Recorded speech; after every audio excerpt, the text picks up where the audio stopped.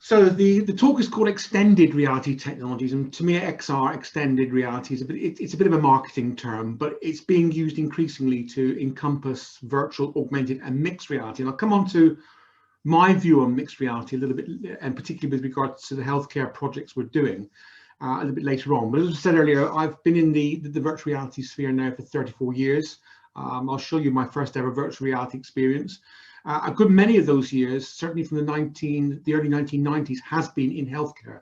And I've seen a lot of things come and an awful lot more things go in terms of technologies. But it is, to me, it is still the one area that provides the biggest technical and research challenge for the academic and the commercial community. And we'll get some ideas of some of the problems and some of the issues facing us a little bit later on. So at the moment, I'm kind of unemployed. I retired in July of 2009. I am hopefully to become an emeritus professor of the University of Birmingham, where I've spent half of my career. So it's half of the 34 years has been in academia, half of the 34 years has been in government, facilities and commercial. So I hope to have a fair blend of pragmatism in terms of where technologies are best suited and where they may or may not work. What do we do as a team? I mean, the team is still working together in some shape or form. I mean, we do a lot of work for defense, for example, for developing simulators for bomb disposal robots, looking at the future of mixed realities. You can see bottom left here in command and control, and all kinds of training. One training project being with the Royal Centre for Defence Medicine, which I'll talk about a little bit later on. But we've done submarine training and various other different kind of training projects using a wide variety of virtual reality tools. I mean, the bomb disposal robot was Quest. What you see with the tabletop representation of the old platform was Unity. We've used Blender, we've used Ogre, many different kinds of techniques and tools over the years. And a lot of our work, most of our work, I have to say, is actually not headset based, but we'll come on to that a little bit later on, because there is still a myth around the community that virtual reality is all about headsets. It's not. It's not all about wearables. It's about generating engaging content with which you can interact in real time. And I think that's an important message to get over from the start. Ramsha will know that I did a presentation on this very recently for the UOB Virtual Reality Society, but I'm a great fan of virtual heritage, because this brings us very close to the public and school children, trying to use virtual reality to recreate and make visible the invisible. So we do a lot of work, for example, down in the West Country, looking at using augmented reality, VR, and looking at, for example, how we can take underwater data and convert that into a 3D representation of what is impossible to see there unless you're a very proficient diver. So that was one of my passions, is the area of virtual heritage, and of course healthcare, which is why I'm talking today.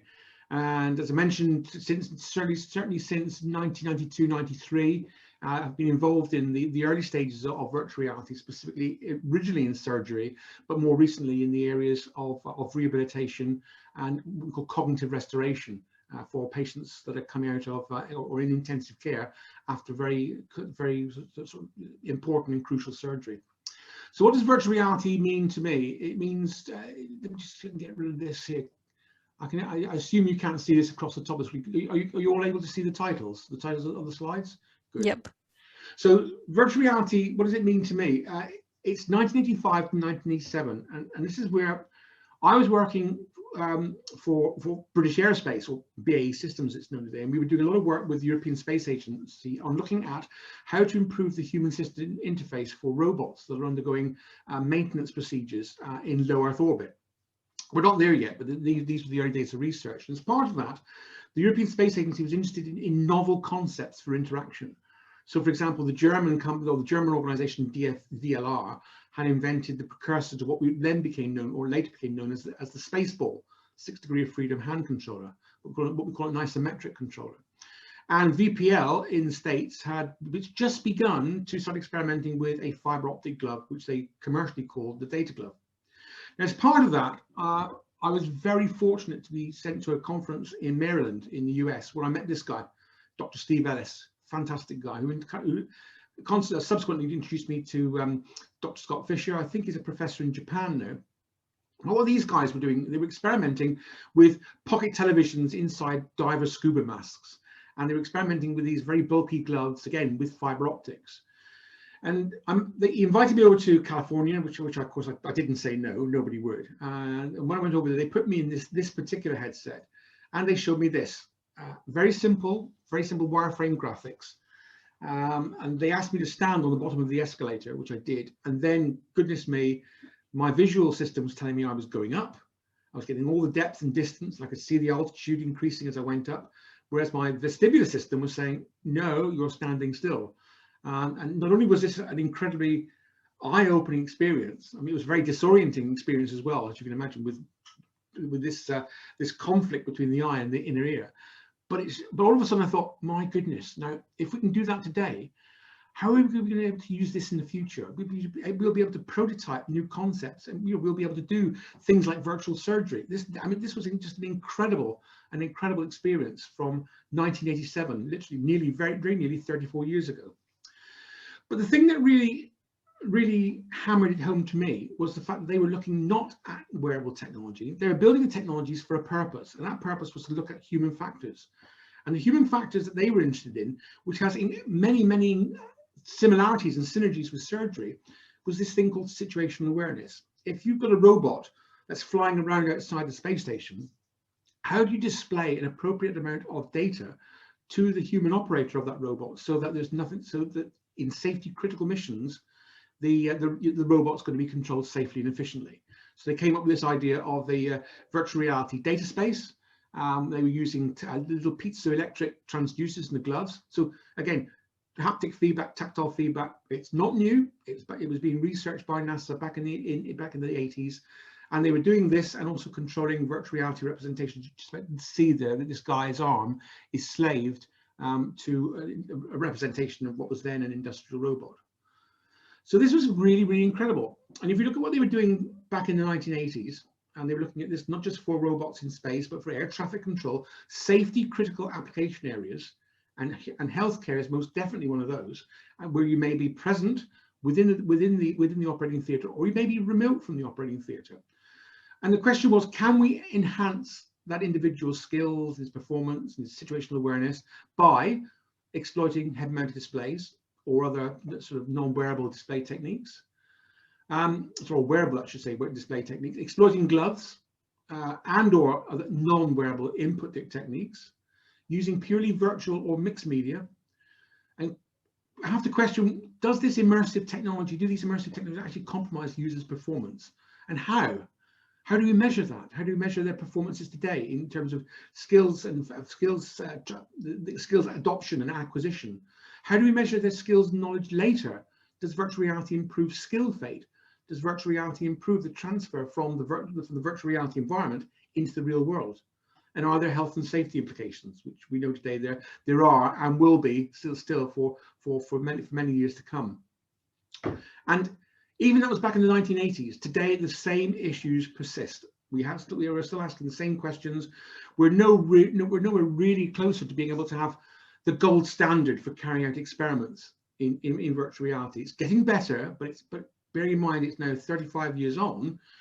It's going much slower and we're a lot further behind than I thought we would be.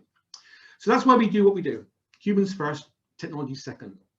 As I'm sure you know, it's really, and you've got the Vario or the Vargil guys coming in the near future. It's really quite easy to get excited about technology because it looks good.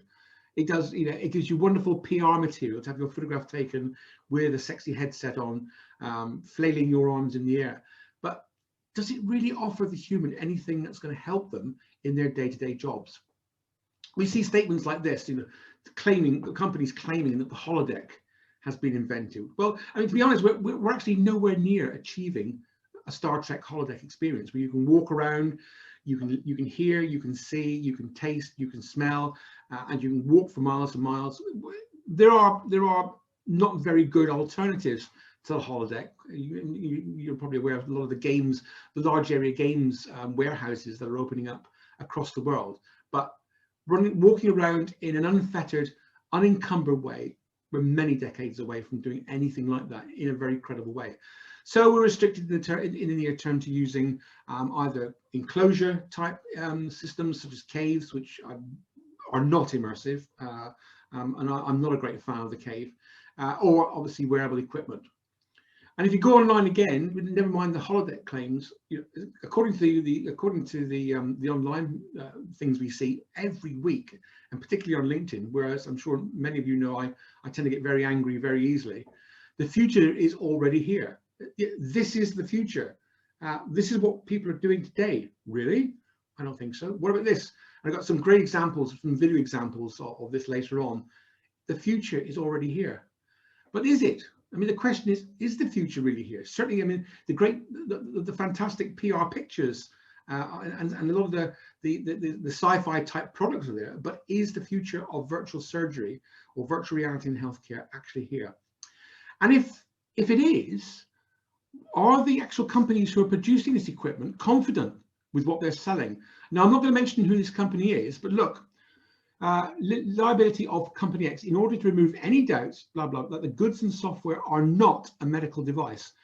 And the company does not bear any responsibility for the customer's use of the goods for diagnosis, prevention, anticipation, prognosis, treatment, alleviation, or compensation of illness, injury, disability. In other words, you use this equipment and something goes wrong, then you're stuffed. And this is my big problem at the moment. We see an awful lot. And I'm sure you guys have seen it. In fact, knowing some of your speakers, you have seen it in previous seminars. Everyone thinks this is fantastic stuff, but is it really being used out there? Is it really delivering? Is it really delivering something of use? And if it is, where's the evidence? Where are the ethics submissions? Where are the ethics approvals? Where are the MHRA clearances? We see things like this. Validation study of haptic VR surgery. Validation by the British Orthopaedic Association. Well, I know that, again, I'm not mentioning the company, but this company's evidence, if it was written by a student of mine, I would fail them. It was so badly written. Validation study, spinal pedicle screw, haptic VR sim. No, the haptics don't deliver that kind of accuracy. So why are these? Why is the British Orthopaedic Training Association or the Royal College of Surgeons validating or accrediting simulations with technologies that are frankly very exciting, especially from an academic experimental point of view, but putting them into the operating theatre or training future surgeons? No, we're not there yet. It's a very great, exciting area, but I'm very concerned that what's going on at the moment with all this new tech, that somewhere along the line, someone's going to make a mistake.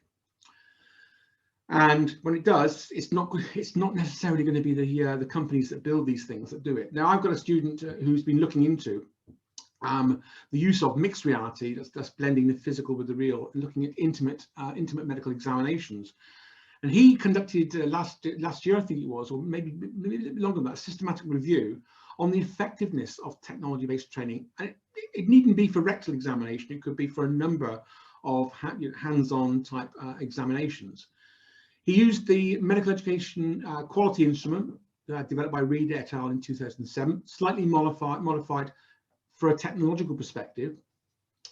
We found 807 articles, we screened them, 12 were found to be eligible, and only six scored more than 50% of the overall research quality score. Now that's good, that's not good. That really is not good. Having said that, the situation is changing. It's changing for the better. I don't know if you guys follow Lars Riederman on LinkedIn. Lars is absolutely fantastic at drawing attention of LinkedIn people to the latest in attempts to carry out good quality, randomized experimental studies. And so again, if you don't follow Lars Riederman, I suggest you do, because he produces really, really good literature reviews and literature searches for you. So he's very well worth following, as indeed are people like Tom Maddox and Tim Fitzpatrick, and they produced a 5-part review, if you like, of virtual reality in healthcare, which is very level-headed, very sensible. And I think, again, these two guys and Icona are worth following on LinkedIn. So you've probably got the impression now that I'm very vocal about this. And again, on LinkedIn, I am extremely vocal about this. And sometimes it upsets people, and sometimes people agree. Now, the reason I'm vocal about this is because We failed in the 1990s. My little team, we were based at Salford, on the campus of Salford University. It's a small company, and we failed because at the time we were getting quite excited about healthcare. We could actually fly around the lungs and the rib cage and the heart. We could fly around the inside of the stomach, or what we felt looked like the inside of the stomach. And we were doing this with immersive technologies, the good old flight helmet and the good old cyber glove. And we'll see this a little bit later on. I mean, even experimenting with very, very simple haptic feedback. But the problem was that this was all good fun at the time, but was it actually going to deliver something we really needed? Now, it's interesting that we're with Leeds today, because back in 1994, Leeds was one of the four cities in the UK that were awarded a Wolfson Centre to look into laparoscopic surgery, so different techniques and things like safety and what have you. Now, at that time, I was in Manchester, and I teamed up with a good colleague, a gastrointestinal surgeon, still good friend of mine, a guy called Rory McCloy, and they also funded us. So that there was Dundee, Leeds, and London, and then they did a separate contract for Manchester to look into the future of virtual reality for minimally invasive surgery. At the time, the failure of delivering credible training to surgeons who are trying to graduate from open surgery to keyhole or laparoscopic surgery, the failures and the cases of, for example, in gynecological surgery, where women were being severely damaged because of lack of competence and lack of skills, it was very, very crucial that somebody did something very quickly to try and enhance those skills. At the time, the Ethicon EndoBox was the prime version of training. A little window here for the camera. You had your laparoscopic instruments, and inside, you typically were sold this, which is, like you can see, this is a block of foam on some springs with, well, balloons that apparently are supposed to look roughly the same size as a gallbladder, and these little red-coloured drinking straws, which were blood vessels. Now, this obviously wasn't particularly clever from a training perspective. So what they did instead was they put in different levels of training tasks that tested the competence of the trainees. So the basic tasks were dolly mixtures. The intermediate tasks were grapes. Grapes are great because you can hold them and you can peel them using your laparoscopic instruments. And the advanced trainer was raw chicken. So you could then pull off the skin and you could then dissect the tissues away and what have you. Nobody knew when you reached the level of competence where the surgeons would allow you safely to go into the operating theatre. They simply couldn't do it using this. So we said, yeah, well, we've got the solution. We're going to use the best virtual reality technology that is out there to make your training super scientific and super reliable. So we went out with the Department of Health's money, and we built an auto-stereoscopic display. So this is because we were convinced that you needed stereo vision to undertake laparoscopic surgery sensibly. As it worked out, no, you didn't. But we went and built it anyway. So this was a glasses-less or spectacle-less auto-stereoscopic TV system. We developed, and it's very Heath Robinson, but we even developed quite a credible haptic feedback simulator. So here's the I think is it the portal into which the laparoscopic instrument would go, and then miraculously this thing would enable you to explore the inside of something that was supposed to feel like the cavity around the liver, with a bit of mesentery and a bit of gut as well. And we also made it beat, which was really, really uncanny.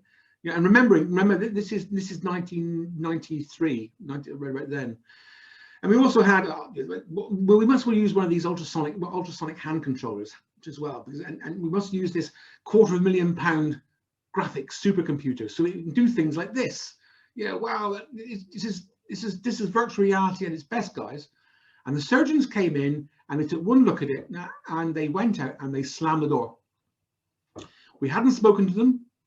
They said, if you pull the mesentery like that, you're going to tear something. You're going to end up killing the patient. And for goodness sake, we can't afford all this. There's no way we can train with all this. So this is where the human factors comes back in. We have to sit down, take a deep breath. They said, well, try again. We're not going to cancel the contract. What are you going to do about it? So I thought, well, what I'll do now is I'll go back. what I should have done in the first place, talk to the surgeons, watch what they do. So very quickly, we went into the operating theatre over 4 afternoons, just 4 afternoons, and we were able to break the task down into a number of what we call task primitives and task identifiers. So for example, we could identify the cues, the perceptual cues that they needed in order to carry out the task in consultation with the surgeons. Things like task modifiers. So are they working close to other people? What about the actual weight or the physical and physiological condition of the patient?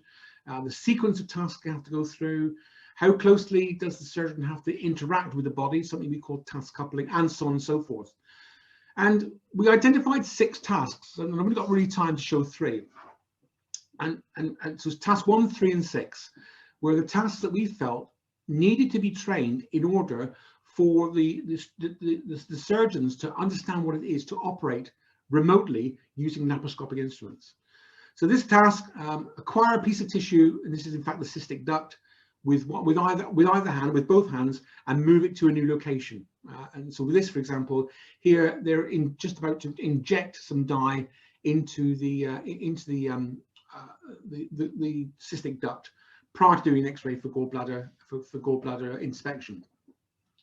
Target traversal, this is a kind of stepping motion where the instruments had to go along and look at the gallbladder and other structures and try and tease them away from the underlying substrate in order to find out what was underneath and was it safe to go, and then do cauterizing or diathermy. And then task 6 was in fact a combination of all previous tasks. So you acquire the object within a restricted volume. You then simulate, for example, some area where you have to apply diathermy. In this case, if you watch this particular operation causes a bleed, you have to withdraw the instrument and then bring the instrument back in, maintaining situational awareness, and then cauterize that bleeding in and around the substrate or the gallbladder that you previously pulled to one side. So this is where human factors comes in. This is where human factors, and you don't need to be a human factors specialist to do this. It's straightforward, fairly sensible ways of approaching it. Define all of these different tasks in reality, break them down into what we call their psychomotor primitives, and then see if you can develop very simple tasks that will enable the surgeons to begin to learn the skills. Even simple things like when you move your laparoscopic instrument to the left on the screen because of the fulcrum point, it moves to the right.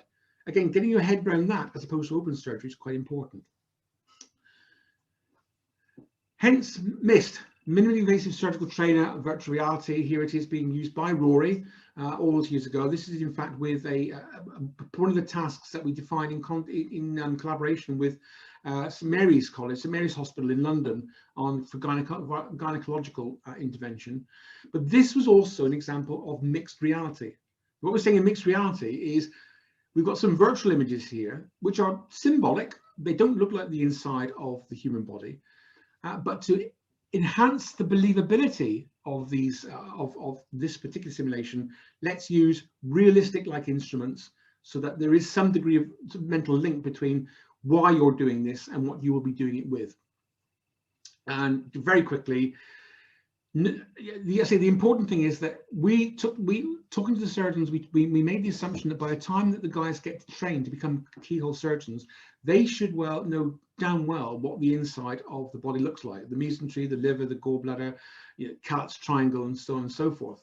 So task 1, just literally holding an object accurately within a 3D volume, using the left hand and then using the right hand. And if you come out of that box, that's an error. We can measure the movements of the objects, we can measure the angle, we can measure the skills. Task 3, we've got again this idea. This changes into a simple cylinder, and you step over aspects of the cylinder, and if it goes red, you've either gone too deep into the cylinder or you've collided with another object. Task 6 is the diathermy example, where again you hold an object accurately within the 3D volume. Notice that it's got little red blocks. These red blocks appear. You then have to bring the diathermy in and apply an amount of simulated current using foot pedals, as you would do in operating theatre, and burn them off. If you go too deep into the sphere, that is then an error. And then finally, the gynae side of things, again, was with this, it was applying diathermy, but stretching objects and holding those stretched objects in a very fixed position whilst you very accurately track across the surface of the object in order to apply diathermy in a very regular and very controlled way. And the result of all this was Proceedicus mist, and Proceedicus mist, or mist as it was originally, as a result of all the studies, which took years. You know, this wasn't a product that came out yesterday. This took years, and basically what happened was that we had a number of institutions throughout Europe and in the United States who took on board mist and carried out their own clinical and experimental trials. The result of that was this became the de facto trainer, the de facto keyhole surgery trainer for the Ethicon's Surgical Institute, which I think it was in Darmstadt, but it was the de facto European trainer for 10 years. You know, I'm quite proud of that, but more importantly, what it says is, if only we'd used my human factors training at the beginning, if only we talked to the people we were working with, if only we'd observed what they were doing, if only we didn't make the assumption that all this fantastic virtual reality technology was going to solve our problems. It didn't, and we almost paid the penalty. So what did we learn? From that, we learned that immersion, as it's called, don't like that word, but hey, immersion using VR headsets is not, stressed not, a prerequisite for effective training. Again, getting the highest fidelity, making something look as real as you can is not a prerequisite for effective training. Simply assuming interactive technology is bound to work based on particularly what you read online, I think is a surefire way to a recipe for disaster. And developing VR solutions without a sound human-centered design foundation, in other words, let's involve the end users, watch what they're doing, and deliver what they need, is also foolhardy. And you cannot leave the end users, the surgeons and even their trainers, you can't leave them until it's too late in the design cycle. Otherwise, you stand the risk of failing, which we nearly did. And again, very quickly, I mean, there were once we'd learned our lesson, then there was we then took that experience into other areas. So, for example, mastoidectomy and temporal bone surgery. This is again going back to the 20 years almost, but this was a project with Manchester, the University of Manchester. We collaborated with to look at what technologies would help surgeons drill through the different densities of bone from hard mastoid right through to the inner ear and the semicircular canals, or for the placement of a cochlear implant.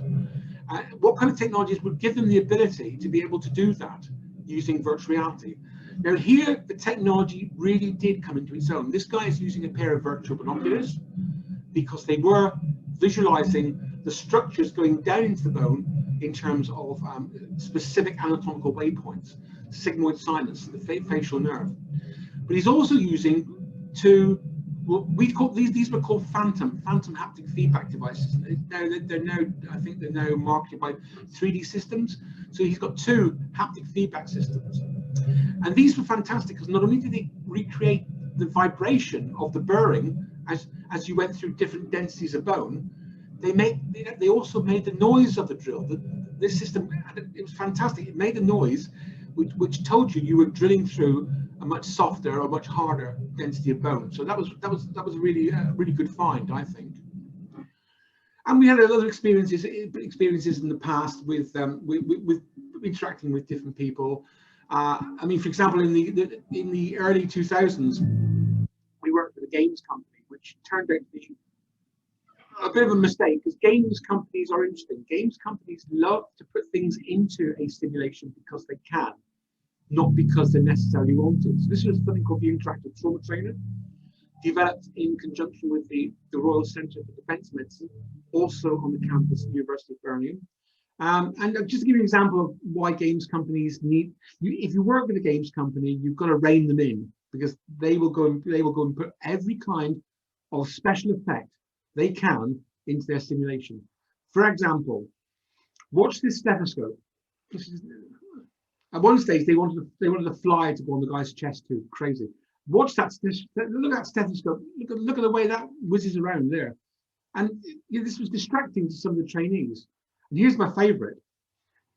look at the shiny, what we call environment mapping. Look at the reflection on the look at the reflection on that laryngoscope as it's going in.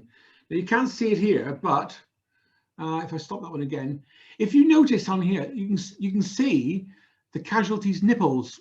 Okay, so what that reflection is doing is it's not reflecting you as the surgeon putting the ET tube down and the laryngoscope. It's reflecting the nurse, which you can just see there, and the body of the patient.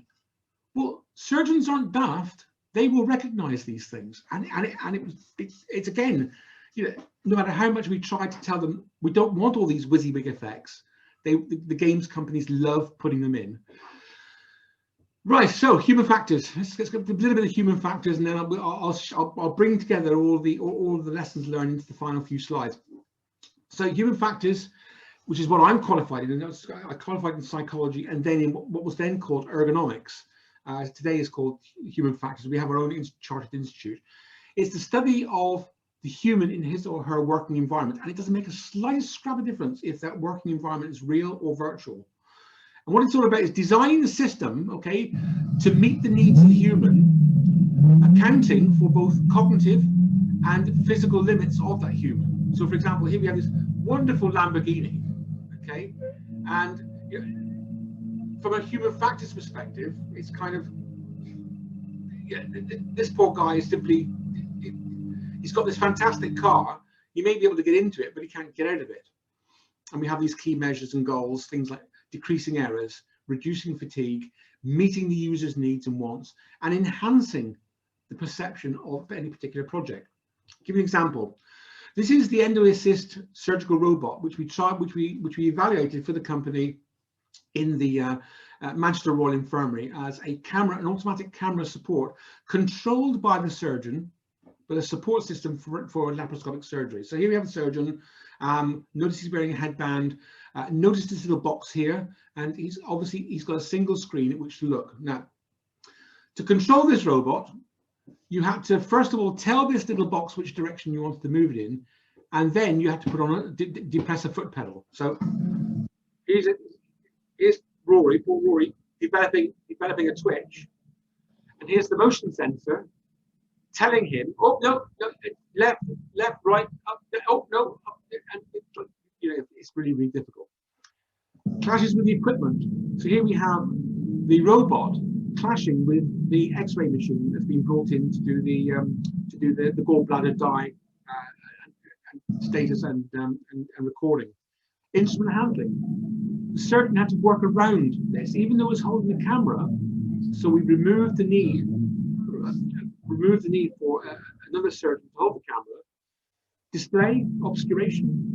He's having trouble seeing that. But the best one of all, the best human factors mistake of all, were the foot pedals.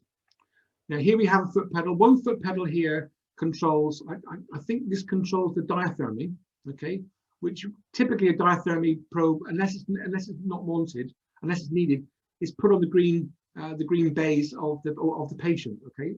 So what we found here was that it was ever so easy for the surgeon to mistake the foot pedal for the robot and the diathermy probe.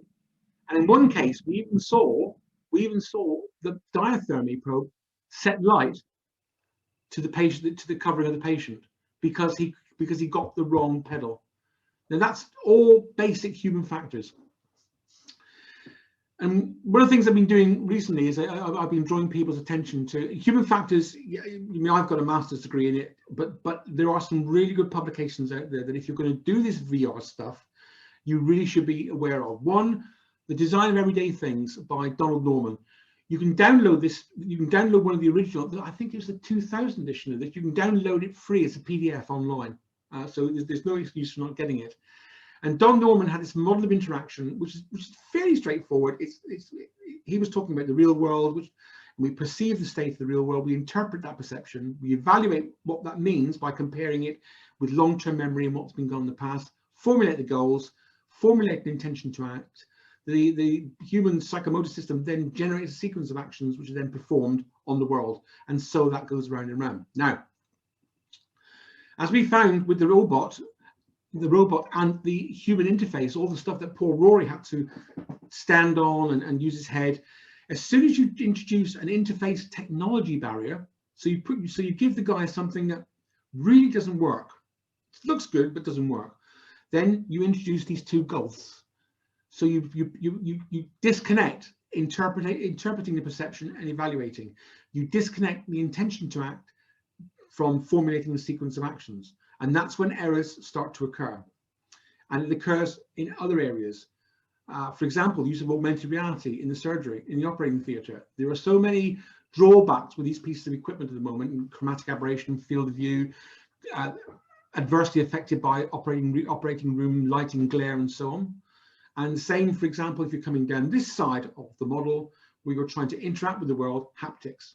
And I'll talk about haptics a little bit later, but it doesn't matter whether they're wearable haptics or whether they're these oscillating air columns that we hear a lot about online as well, in terms of trying to simulate that you've touched and you're manipulating something, but you're not actually wearing things. All of these are still delivering significant barriers to being able to perform tasks safely and efficiently. So if we don't adopt these human-centered design approaches, if we don't get our free PDF of Don Norman's book, then what could happen? If we start using technology for technology's sake, no matter how sexy and PR worthy it is, we'll get negative transfer of training skills. So that will impact on time, shortcuts, errors. It will impact on behaviors and skills that were caused by wearing the VR equipment, but you wouldn't get that if you were doing that in the real world, and it would be unsafe. You would get skill and knowledge fade over time. There's no guarantee that what you learn in 2 or 3 sessions in a virtual reality system will then persist 3 weeks, 3 months, 3 years in the future. You may get cyber sickness and malaise, and you may, and we've seen this on a number of occasions, inflict personal injury to yourself and indeed to others, because you're so tied up in what's going on inside the headset, you don't know what's going on with your colleagues, and you don't know what's going on with the patient. And the only other thing I'll mention, just very, very quickly, because again, we haven't got much time, but if you take Don Norman's book and you read it, and then you read this particular international standard, ISO 9241, part 210, very thin, very readable, and you look at this, which is the design cycle for every virtual reality project we do. Now, this is something we stick to very, very closely.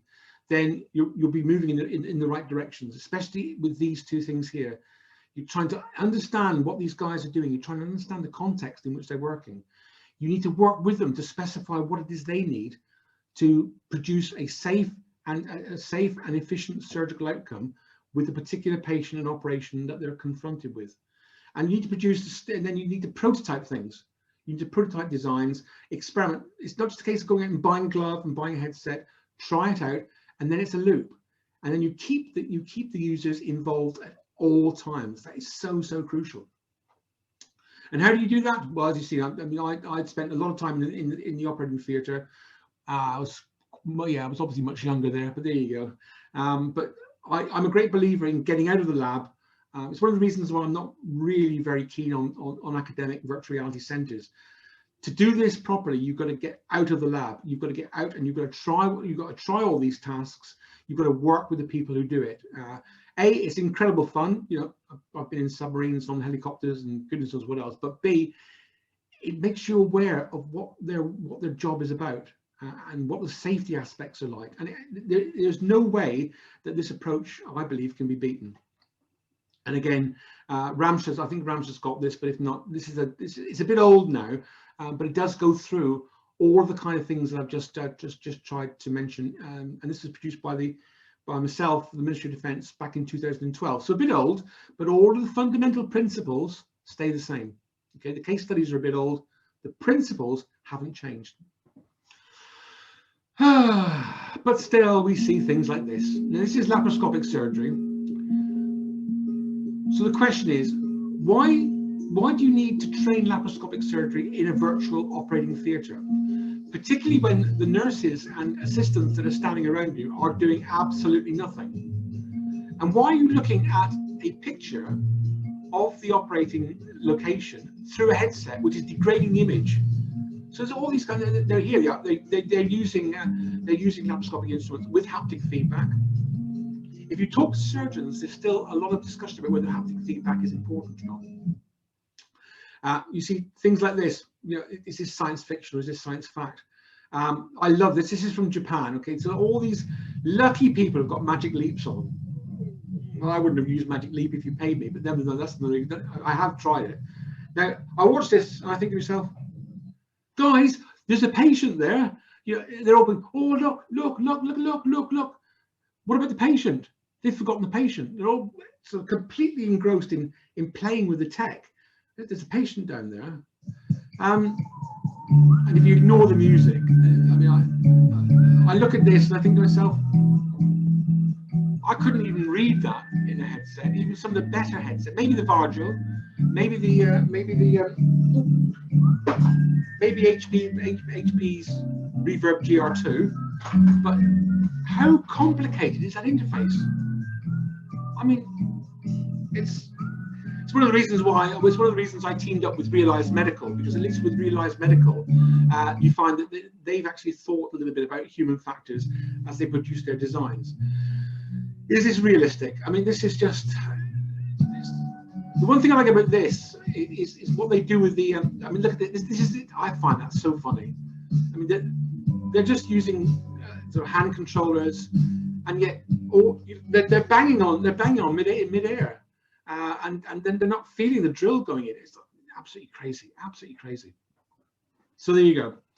If you adopt these techniques, it will drive you to select the right kind of realism, whether that's engineering fidelity, in other words, very real, or psychological fidelity, as with MIST. Do we use virtual? Do we use physical? Or do we mix the two? What kind of display and input devices do we use? And what about the context? You know, don't forget the environment in which the surgeon's working. Is that virtual? Is that physical? Or is that mixed? And that's what come on to this as the final part of the excuse me. The final part of the presentation is to look at how we've used all this and brought it together in a project called MERT, Mixed Reality, for Medical Emergency Response Team Training. And this is a project we're hoping will go into phase 3 and hopefully go towards commercial production in the next financial year from April onwards. So everything we've done in the past in terms of mixed reality, the MIST, the temporal bone simulator, and some of the work we did for defense in between 2003 and 2012 feeds into this project. So for example, don't put these people into a real helicopter and blend the virtual with the real so that they feel as if they're in a helicopter, but all the physical elements that are relevant to safety are physical in the real world. Everything else, when the guy leans out or leans back in, is virtual. This guy, when he's firing a weapon at sea, he has to put his whole body weight into moving the weapon. So don't give him an Xbox controller. Don't give him something like that. Give him the actual weapon, so he has to slew it in azimuth and elevation. That's part of the training. Similarly with the minigun, and as you saw earlier on with the bomb disposal trainer, we're not giving him an Xbox, even though you could control this with an Xbox controller. They have to have a physical replica of the control panel itself. So the task to us was, here's how they train at the moment. This is a wooden box. It's representative of the back of a Chinook helicopter. It costs £100,000, and there's only 2 of them in the country, which is just crazy. So could we replace this with a more transportable solution, something that could be reconfigured to represent other types of vehicles, aircraft, ships, whatever. And could we also pay attention to instructor-led scenarios? So it's not just about the trainees, it's about the trainees and it's about the instructors, the trainers at the same time. Observations, just like inside the surgery, we went to Royal Air Force Brize Norton. Brize Norton is the tactical medical wing of the Royal Air Force, where they do a lot of their clinical training typically using redundant pieces of equipment and that wooden box that I showed you early on. So our solution was, again, to think about mixed reality. Let's take the best of the real items that we identified in observations that were absolutely crucial to training, and then put those into context that was virtual. So the idea was, here's an enclosure. It's roughly the same width and height as a Chinook helicopter. And the idea behind this is when you're in virtual reality, it's all too easy for your limbs or your hands or your head to go through virtual walls or go into virtual bodies. And I think what we didn't want that to happen. We wanted these guys to feel as if they were enclosed in a very confined space. A lot of the items that are virtual in this are bought. I mean, one of the things about Unity and Turbo Squid is you can buy an awful lot of assets offline, online now. It's such an incredible, such incredible prices. So you don't have to spend time, enormous amounts of money trying to build these things from scratch. What about simulating flight? Okay, here we have our virtual Chinook helicopter. And then to simulate flight, what we did was we didn't build miles and miles of terrain. We took one of our drones onto Dartmoor in the West Country, and we flew it backwards for about 4 kilometers. And we projected that onto a billboard outside the helicopter to create the idea that the helicopter was moving. And it actually works quite well, and it's cheap. Right, graphic image coming up. We've got a very realistic mannequin. This is, we call him Steve. Steve is reconfigurable by using different kinds of sleeves. So this is obviously an improvised explosive device amputation. We've also got, for example, sleeves that we can put on that mimic entry wounds, exit wounds, and so on. So again, very realistic. And the plan was to put him into the simulator, to clutter the simulator up with all kinds of weapons and bits and pieces, but try and pray that the virtual scene coincided with the real scene. So here I am with my HTC Vive headset on, an early HTC Vive, Manus interactive gloves, and it didn't work. It simply didn't work. If you watch this video, you can see my hands are all over the place. They're jittering around. The glove was not very reliable. But if you watch there, the hands are disappearing into the body because we haven't got that relationship between my gloves and that physical mannequin right, and it was very distracting. So people said to us, well, why don't you use haptics or these VR touch systems? Why don't you use the Magic Leap? Well, there's no way we were going to use the Magic Leap anyway, because it's not appropriate really for this kind of technique, training technique. And we weren't going to use haptic gloves because I'm afraid haptic gloves still don't work.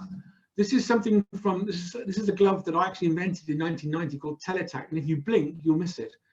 And if you look, this is a pneumatic glove giving you a sense of touch. Well, it's not really a sense of touch. But if you look at today's solutions for haptics, okay, they may be using much tinier transducers. They may be using fluidics, but the sensation is just the same. And it is not appropriate, in my opinion, to use present day wearable haptics gloves for surgical training. It simply isn't. The technology is not fit for that application. And again, to try to, it's not easy to protect the innocent sometimes, but look at this guy. He's using that Phantom, that 3D systems device that I mentioned earlier on. But so he's putting his finger in there and he's feeling a hole. But for the rest of the time, he's wearing this glove out here, which is heavy in itself. It's got an HTC Vive tracker, which is heavy in itself. He's doing all the activities with his left hand, and this right hand is out here doing nothing. So why? You know, why is he wearing it? It becomes a complete gimmick. And I sometimes get absolutely frustrated that you see videos like this and it looks really good, but all he's doing, look, is he's feeling around a hole for a glove that costs many tens of thousands of pounds. So we decided not to bother with augmented reality. We've gone for a pass-through camera, and remember, you guys have got Vardio coming soon. We were doing what Vardio were doing 4 years ago. So when they're talking about their XR3 pass-through headset in medical applications, no, I mean, yes, I'm sure there are people who will be using it, but we did this ages ago, and we're still using a HTC Vive camera headset with a Xymia industrial camera. And look, they can still see the patient, they can still see their mates, they can even see small manuals, read the text, and they can actually write on it. And up until recently, it cost a quarter of the price of a Vario headset. So sorry, Vario guys, yes, you've got a very nice, sexy looking headset, but you've got my phone. I realize I'm going over, so I do apologize. I should be quick.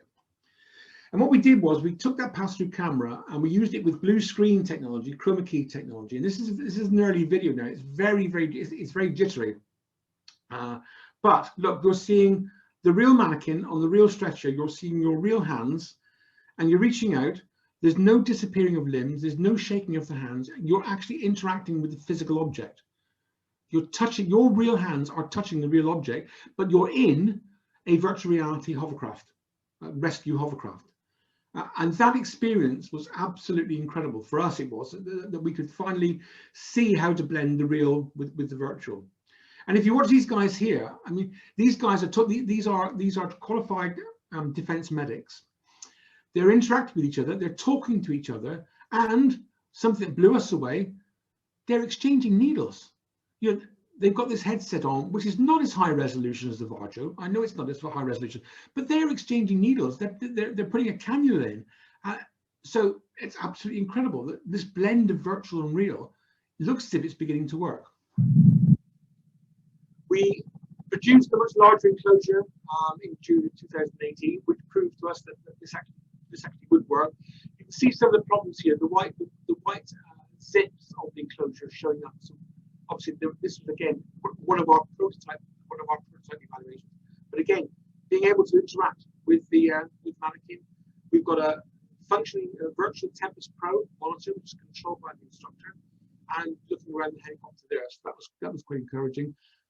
We also wanted to put a second medical team in, and also things like the pilots and the machine gunners and what have you. So we had one of the wives of my colleagues, one of my colleagues' wives. Yeah, that's better. He's only got one wife. She came in and very kindly modelled the OptiTrack suit for us and did all the movements to get the avatars working realistically. Now, again, this is about context. We don't want these guys to be running around and being crazy on the helicopter. We want them to be, obviously, look as if they have a place, but not be distracting. So again, we don't want them just to be 2D, because that would be distracting. We don't want them to be doing too many frenetic things, because that would be distracting. And so we now have the beginnings of a second virtual casualty team, which we're still currently working on. But if you can imagine, you are working on this helicopter more towards me, or more towards this end of the helicopter on the physical mannequin, and then in the background these guys are attending to a second casualty. But there's not an awful lot going on, because we don't want there to be too much distraction whilst you're learning your task. And again, stakeholder engagement has been absolutely vital to this. You know, we got to thank the Royal Air Force. They gave us the ability to fly in the Chinook helicopters, to do all the interior photography, to do the sound recording. Without them, we would have been lost. Also, the Royal Marines took us to sea in both a landing craft. So, for example, here we were recording the outside with a GoPro, and just about see there one of the Ricoh 360 VR cameras. And my favourite of all time was being taken out in this, which is the Royal Marines hovercraft, which they use for casualty evacuation. And again, you can see we've got the 360 camera mounted on the front of the hovercraft, and just back there, just back there, you can see the GoPro mounted onto the side of the screen. So that was quite an experience. But again, without these guys, we're hopeless, because we won't be delivering something that is actually realistic to them. The enclosure has changed. It's now a much more rigid structure. We had some real big problems with the biggest prolapse I've ever seen, because the interior of the enclosure came apart, and so everything dropped down. So we've now got a much more rigid, reconfigurable modular structure. And the future is looking really quite bright. And again, so what we've got here, we've got the instructor's console. We're looking at new aircraft, new ships, how to train the guys who bring the casualties back from Cyprus in very, very long-term missions, and then hopefully spinning off things like civilian air ambulances or road ambulances, or even small hospitals to be able to exploit this mixed reality technique for texturing. And really pleased to, I heard yesterday that there's a company in the US called OVR, who are currently leading in the sector of developing smell. Smell is very important for a number of reasons, because smell is linked with sort of emotion, and it's linked with human memory. And certainly when you're dealing with casualties in the back of a Chinook helicopter, smell could be very highly important, or it could be just too much. And it's a very careful balance between how much you focus in on smell as the technology matures, because this could be the technology that just tips military people over the edge into PTSD. So again, a very interesting research problem there is, again, it goes back to this issue of fidelity. How much is enough? So what have we learned? From 1990s to today, we got a VR, AR, mixed reality. I believe, despite all my criticisms of technology, we've got a huge opportunity. We really have a huge opportunity. We've got student projects that have been started that I would love for some of you guys to take on. For example, pain distraction. This is a fabulous little demo called Candyland, where the idea is that you feed sweets to the unicorns, and you've got fairies flying around, and you've got lollipop trees, and you've got a chocolate river, and the idea is to carry out injections as the child is throwing the sweeties at the unicorns. The software is there. I would love for someone to actually finish that off, then take it into hospital and try it. I mean, the ethics will probably take forever. Relaxation, one of my students, as Ramsha knows, produced a mountain scene, an evolving mountain scene that lasts 15 minutes. And I think you guys at Leeds are aware of this as well. Narrated by Sir David Attenborough, originally designed for end-of-life palliative care, but now being used by doctors in Torbay and Worcester hospitals for relaxing between very, very intensive COVID sessions. And we're very soon now, we're also, I mentioned contextual training, like the MERT. We've also developed for the guys at Torbay a caravan scene, and we can make the caravan look as if the occupant is coping well or coping badly, depending on how much mess and rubbish there is around. And that's going to be taken around the Southwest Peninsula to help with care in the community nursing training. So again, I think VR, AR, MR, it's got an incredible potential, it's an incredible future. But I don't believe at the moment there's not, in fact, I believe there's not one VR, AR headset that is totally fit for purpose in healthcare applications. There will be one day. At the moment, and for the near future, I believe we're struggling. But again, we found that VR is not all about wearing headsets or other kind of strange wearable technologies. There are equally very efficient ways of delivering interactive data to patients and trainees. Haptic systems are currently far too immature to be, I believe, to be used reliably and safely, particularly for surgery. I think we do need to think very, very carefully about the claims of the companies who are producing haptic feedback systems. Effective training in VR does not require the greatest degree of realism. Nobody really ever listens to that, because everyone likes to see the best and most physiologically detailed human body. I mean, it's natural, but we have to be careful that if we go that way, we don't put too much what I call hyperrealism in that distracts the end user from the task he or she has to perform. We have to be very cautious when we consider investing, and especially for university groups. Can your desired outcome be achieved using other technologies reliably and safely? I mean, by all means, buy in the headset, buy in the gloves, but think about the end user, think about the task. And do not believe, please do not believe anything you read and see online. Just question the motivation of the people and the companies behind. Be skeptical, be inquiring. Don't necessarily just throw the idea away, but think about the human, think about his or her requirements, and think about the end of the task. And of course, a human-centered design approach is essential. I hope I've demonstrated that today in the success of VR, AR, and MR systems.